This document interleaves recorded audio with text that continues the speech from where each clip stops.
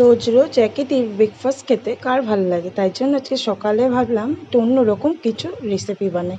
ওজন কমানো থেকে কোলেস্ট্রল নিয়ন্ত্রণ রাখার জন্য এই সমস্ত পুষ্টিকর আছে সুজিতে। তাই সুজি আজকে হেলদি একটা রেসিপি বানিয়ে ফেললাম।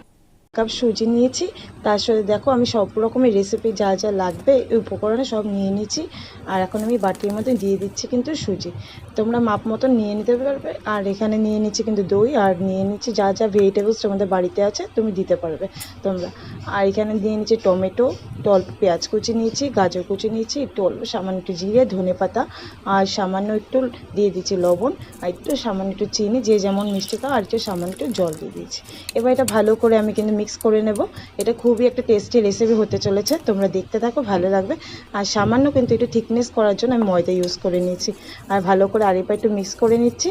আর এখন আমি কিন্তু কিছুক্ষণ এটাকে ঢেকে রাখবো, কারণ এটা একটু যেহেতু সুজি দেওয়া আছে। একটু দেখো রেডি হয়ে গেছে, একটু ফুলে উঠেছে সুজিটা। এখন আমি কিন্তু তাওয়ার মধ্যে তেল দিয়ে নিয়েছি, ভালো করে গরম করে নিয়ে। আর এখন কিন্তু দেখো এক এক করে কিন্তু আমি বানিয়ে নিচ্ছি আজকে টিফিনটা।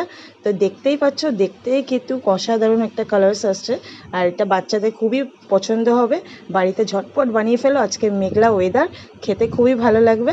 আমি কিন্তু সকালবেলা আজকে আমার মেয়ে, বর আর আমি মিলে কিন্তু আজকে এই টিফিনটাই খাচ্ছি। তো তোমরাও বানাও আর আমাকে ঝটপট কিন্তু কমেন্টসে জানাও কেমন লাগলো আজকে বানানোর এই রেসিপিটা।